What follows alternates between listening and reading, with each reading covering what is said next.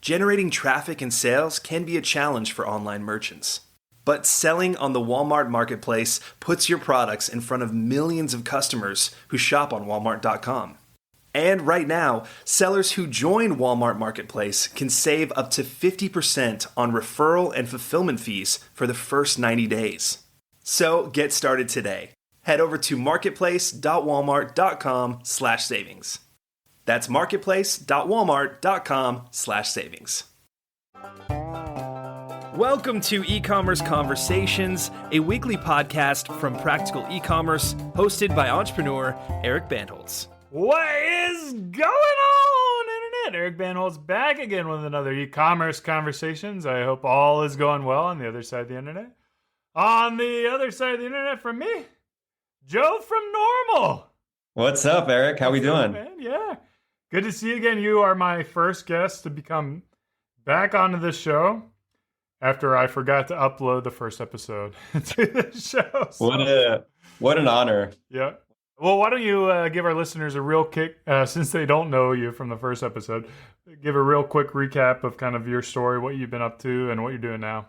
Yeah. So for the past 5-6 years, I've been running growth and marketing at Koyo, which is a direct consumer luxury footwear business. And when we spoke last, it was a lot about my experience at Koyo. And since then, I have left the company and have been doing my own freelance consulting, all on the growth marketing side for small to medium sized, let's say D2C businesses. So 1 to 3 million, all the way up to 25, 50 million. And it's been super fun being on the other side of things. I've only worked at brands throughout my entire career, and it's been a shift, but I think it's something that a lot more marketers like myself are doing these days. And it's been fun. I'm only a couple months in, but I feel like I'm already adding a lot of value and still keeping my skills sharp and working with cool founders and smart people, which has been great. Yeah, and Joe's the guy who connected me with Marco of Palermo House. And that's right. Yeah, who I've been working with for the past couple months, and that's been so fun. You feel this, working with entrepreneurs, it's such a good infectious disease, right? It's something that you want to spread. And I just want to get more of that. So I've made it a point to surround myself throughout my entire career with early stage entrepreneurs who are hungry and wanting to build and grow something. So Marco's a great guy who I've been working with for a couple months now. He's got a really solid brand, Palermo House, and looking to take it to the next stage. And it's fun to be part of the ride for however long I can continue providing value for him. Yeah, I mean, Palermo, is that how you pronounce it? I'm terrible with words, but they have beautiful photography. Yep. Beautiful product, great name. And I see a lot of similarities between that and Koyo. I don't know how much, of your DNA is on both, but kind of when you think about your role in the companies, you are very aesthetically pleasing, is what I would. That's so kind. Wow. Generally say, or at least you seem to be drawn towards things that are aesthetically pleasing, which is not always the case in e-commerce. That you get a lot of people who have the mindset of, just Amazon and, conversion at all cost. And totally. Where do you kind of find yourself on that spectrum between performance and, let's call it, brand, for lack of a better term? Yeah, it's ebbed and flowed throughout my career. So when I first started, I did want to be a creative. I wanted to be an art director and creative director.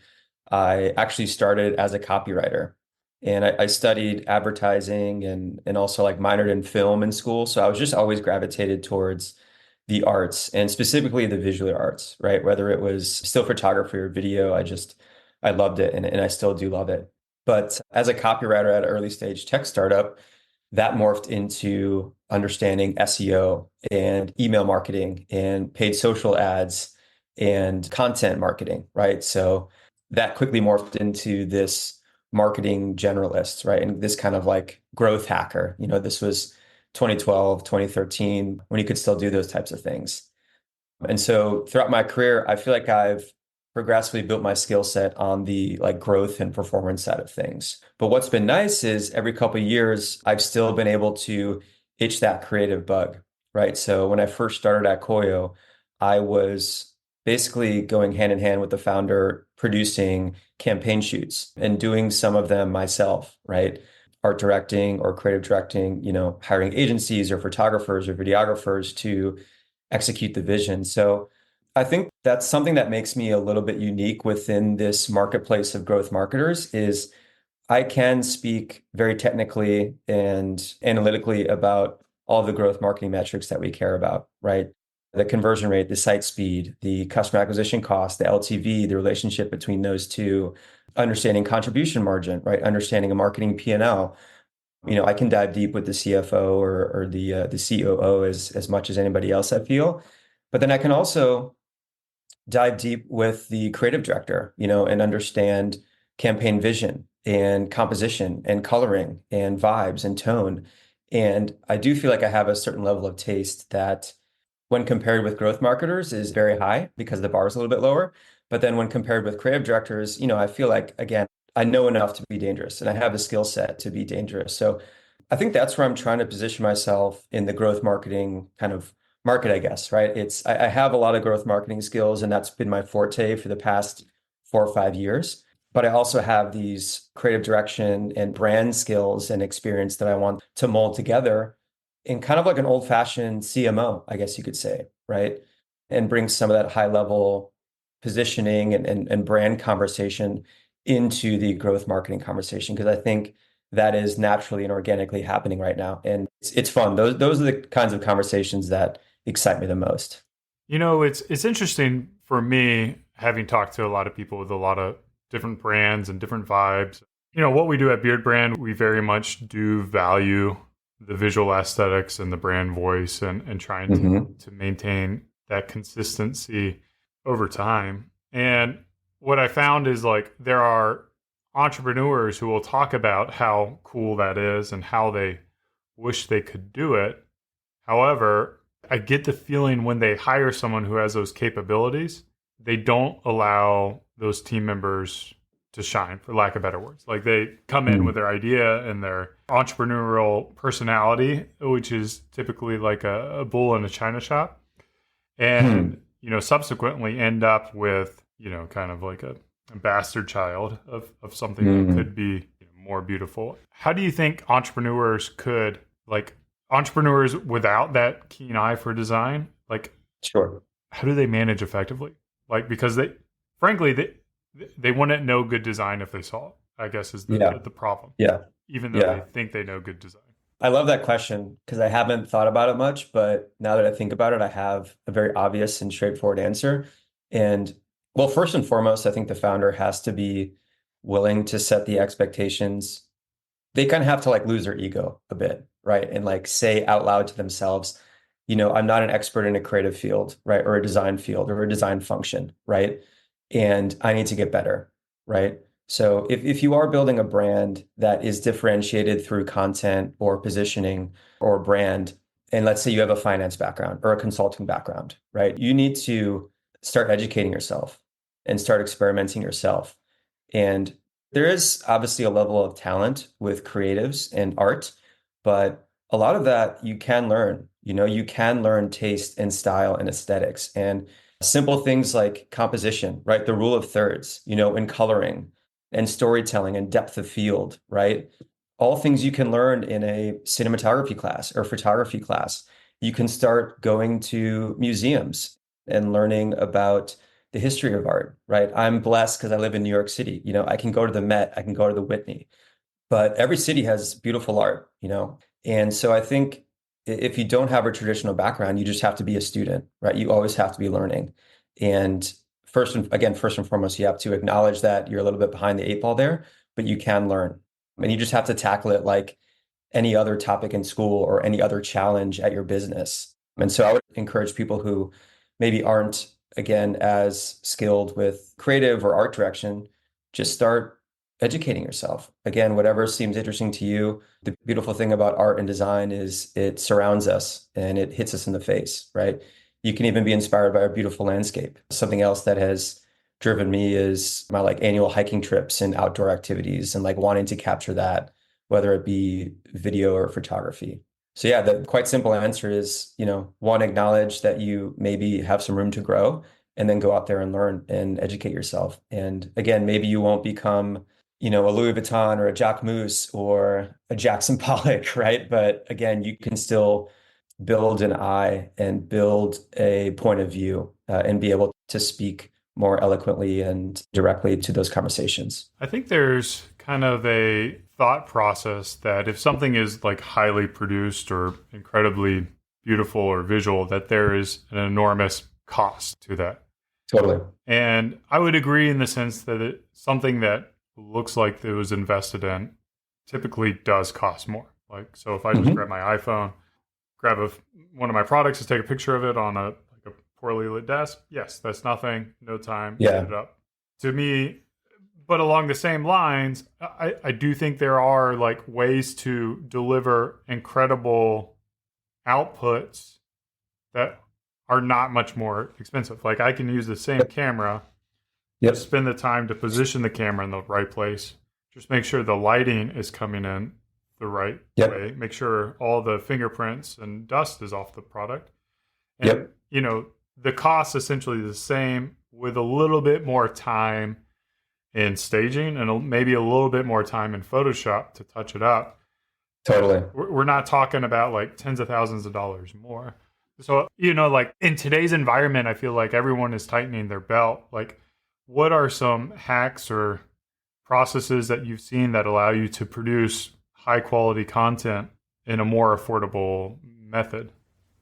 Yeah. Again, I think an obvious answer there is just the iPhone, right? The iPhone has unlocked a level of production value that has been so challenging to achieve, right? But even investing, they're still expensive. If you buy like the latest iPhone, it's like what, 12, $1,500. But again, if you want beautiful photography and content, I think that's a worthwhile investment, right? Is that what y'all would be shooting with? So we started, pivoting away from highly produced shoots to iPhone content specifically for our paid social ads. And so it would be myself and our paid media manager going around Tribeca, and we'd have references from other brands, whether it's ads or brand videos, and we would shoot them on our iPhones. And Josh, he got like the latest, greatest iPhone, and it was so nice. And it shoots great high def, like slow-mo as well, which is really important. And we went a day ahead and we scouted the location. We understood the time of day based on where the sun would be in the sky for light, because light is a huge component of making video look and feel good. And then obviously wardrobe, we just found clothes that we had ourselves that fit the brand and went and shot that. And it took us, maybe 20, 30 minutes of experimenting, like on set, quote unquote, because we were just walking around Tribeca.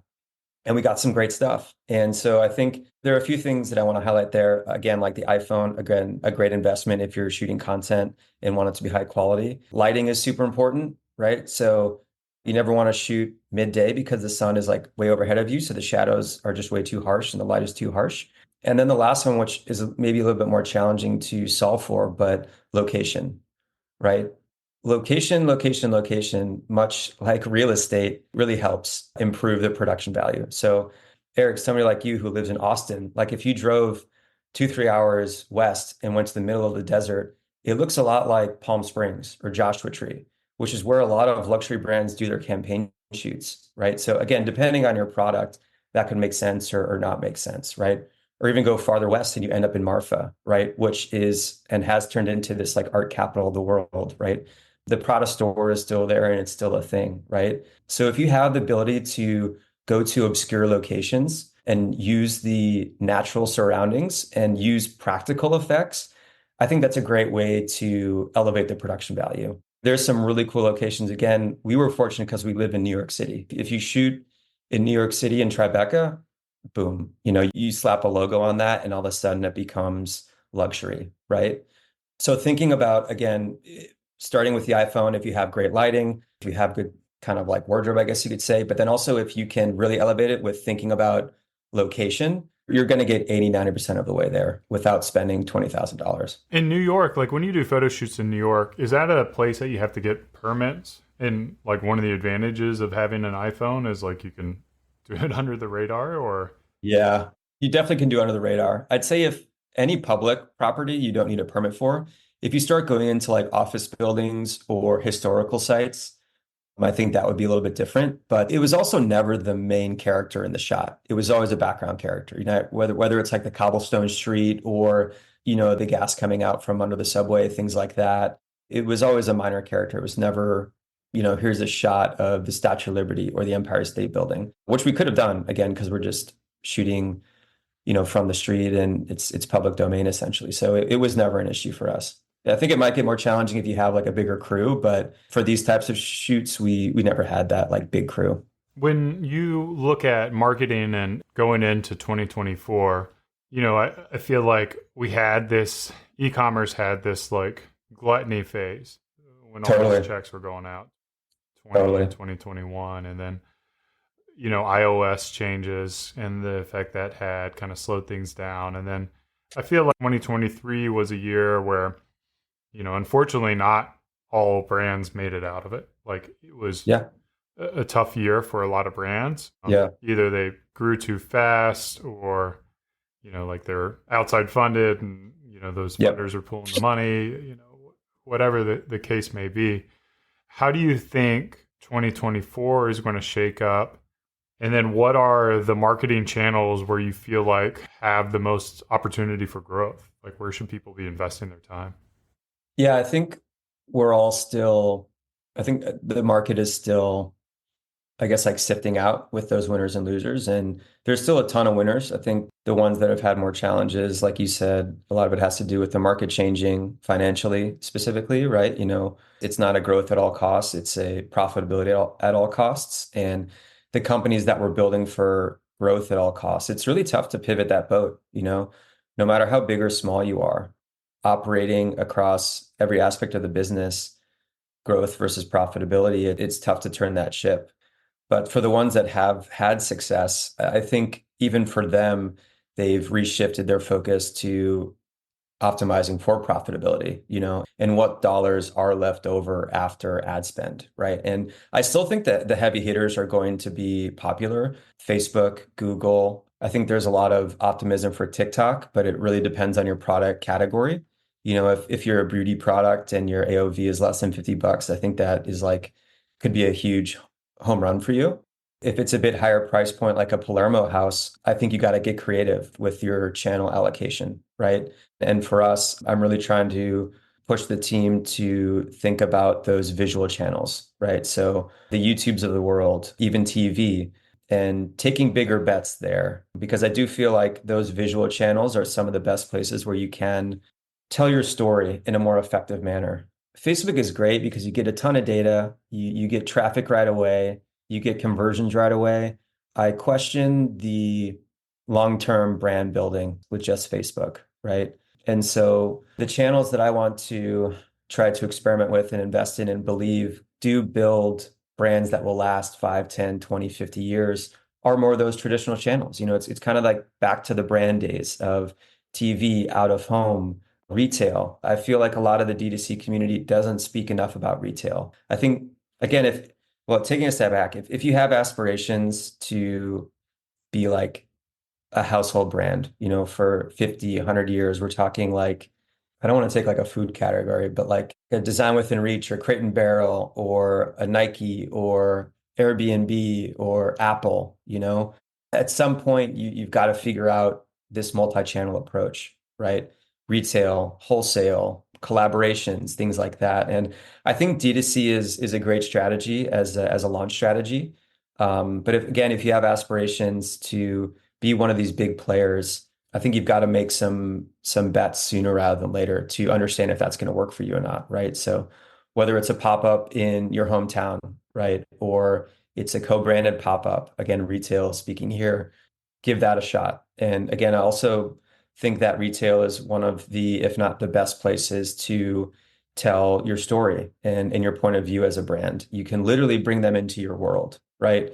If you think about brand building, another way to think about it is world building, right? I think Apple has done the best job of this most recently. And a large part of that is because they've built these beautiful retail stores in amazing locations with amazing architecture. And when you walk in there, you walk into their world, right? You can't walk into a world through a Facebook ad or through a Google ad.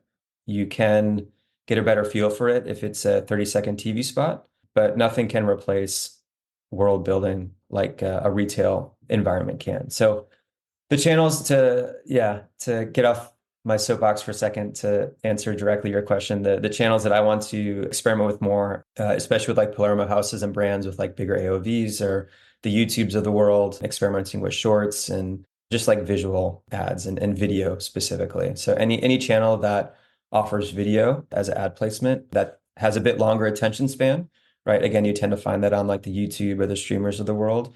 I want to make some bigger bets there.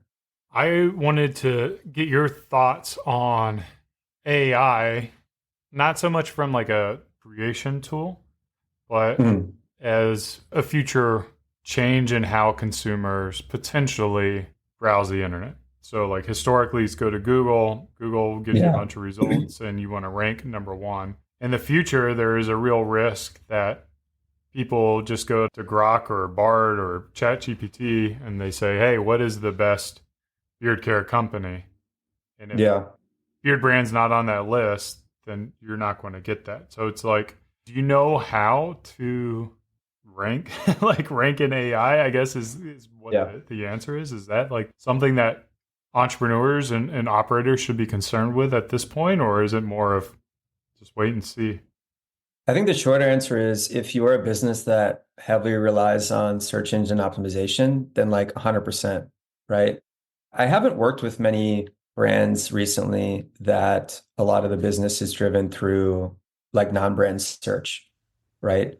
Especially in like the fashion and furniture categories, more so fashion. There isn't a massive opportunity for people searching for like best like leather sneaker. Like there certainly is, and like we show up on those lists, but I don't think that's going to make or break your business. Again, this is specific to like this like fashion category. I know that for sure on the women's side, there's not a big enough market of women shopping, I don't believe, searching for like what's the best black cocktail dress, and they're going to take chat GPTs. I think that's a very like male dominated way of shopping. And I think that will still very much be the factor. And I think there'll be some kind of first time movers to be that best result and can optimize for that and can have like a quick and dirty win. But I think over time, it'll get back to the core channels and kind of the core marketing and selling initiatives that we've been seeing. Because there were definitely winners within the Google space when they launched their SERP page, and when there were updates to Panda way back in the day. Some people got crushed, right? And there are definitely going to be some winners and losers. And I think it really just depends on the category, right? So if there's a high propensity for people searching for it, then hopefully you have a strategy sooner rather than later, right? I'd be curious to talk to you more about that, because I imagine a lot of your men are searching for like the best beard oil, right? But with my clients and in years past, again, within like the fashion category, non-brand search essentially has not been a very big opportunity for us. Yeah. So I think it's gonna follow that trend of it really depends on the category and the behavior around the shopping for that category. I wanted to segue into a slightly different conversation. One of the things so many entrepreneurs are looking for is that growth marketer, someone who can lead up marketing, who can scale up a company. Yeah. As a growth marketer, I kind of wanted to get your perspective on what makes a company appealing to work for. Like there are times that I've lost out on candidates and I've lost out on team members, and it's like, what are those reasons? Like, why am I losing out on the talent? Like, what are growth marketers looking for in a company? For me right now, again, it's that sweet spot of, let's say the company is doing, like 3 to like 20 million revenue, right? So there is some baseline of product market fit. I'm not trying to work with a founder or co-founders on iterating on the product, right? Which is really fun, but I'm just looking to kind of do bigger and better things, right? So definitely have to have like product market fit, right? So again, some revenue to showcase that.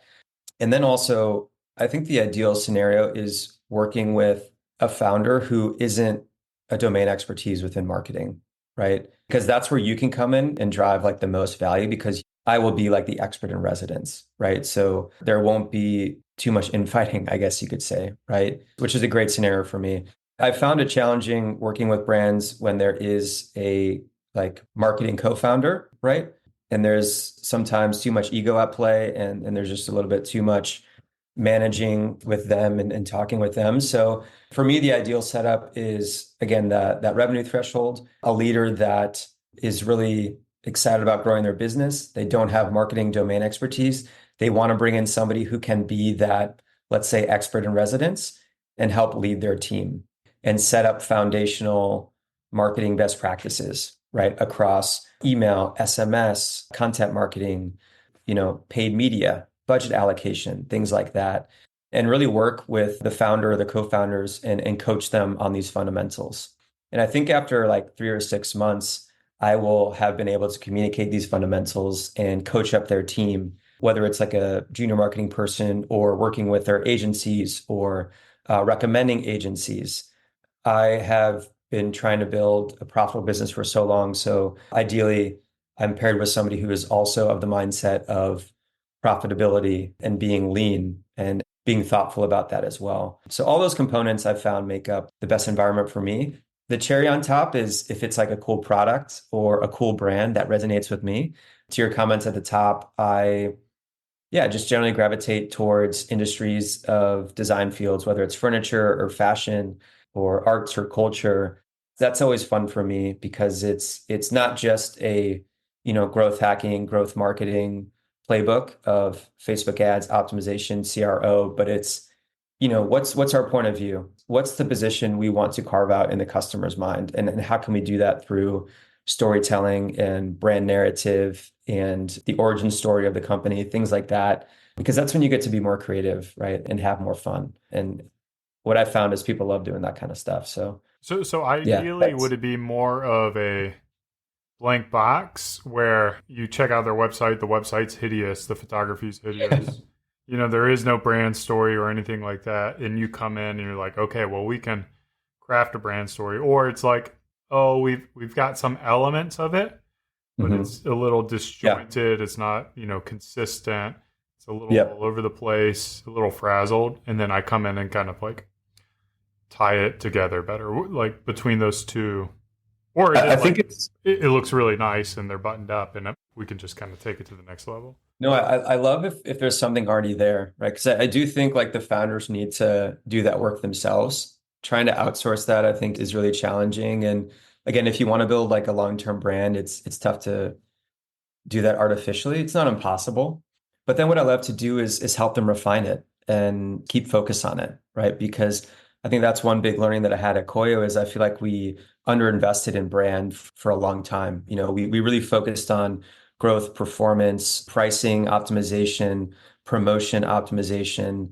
And we lost focus on building the brand. So I love if there's already something there, but maybe it needs to be refined or it needs to get more specific.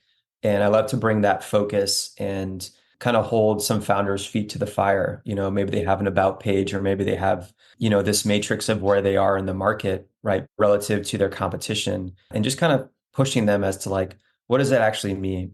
How can we refine this? How can we keep iterating on this story and refining it and making it even more clear and precise so it's easier for the consumer to digest? It's tough to go from 0 to 1. It's, I've definitely done that in the past, but it's more fun for me to refine that and just have a little bit more foundation already built. And again, that foundation is usually built by the founders, which is super important. I think, that should be a good reminder for, all founders and operators out there listening that like when you, it's easy to kind of like, like your core values and your, mission and vision and all that is just kind of like fluff and mumbo jumbo and corporate speak and whatever. I think a lot of entrepreneurs might have that mindset, but the reality is like, not only are your customers drawn towards a compelling mission, but also team members are drawn towards it. Like you want to work for a place that has purpose, and it's not like, oh, we just move widgets to make money and get rich. Like, at the end of the day, I don't find that to be a very valuable call. And I'm in the same camp. I think that's very obvious after talking to you for like 2 minutes. I work with those types of founders as well. Again, I totally get the opposite side of that coin. The financial modeling of D2C brands and just trying to growth hack. Like, there's definitely a space for that, and that's definitely a way to become very successful financially.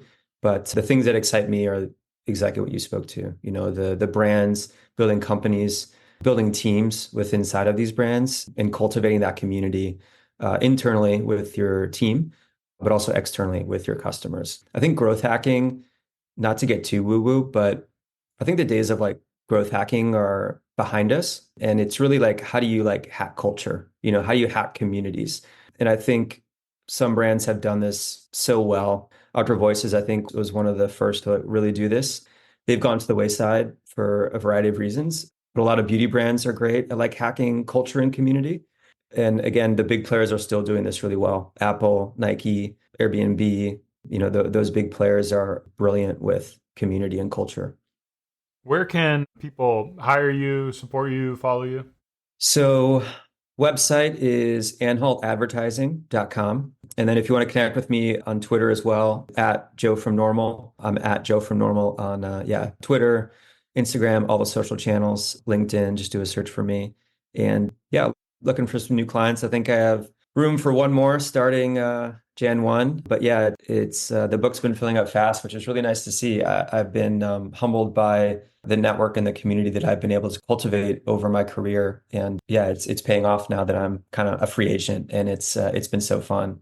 So yeah, shout out to like Palermo House and Sunday Golf and a few other brands that I've worked with. It's been great. And how do you spell your last name? Anhalt, Anhalt. This has been another e-commerce conversations. I hope you guys enjoyed this as much as I did.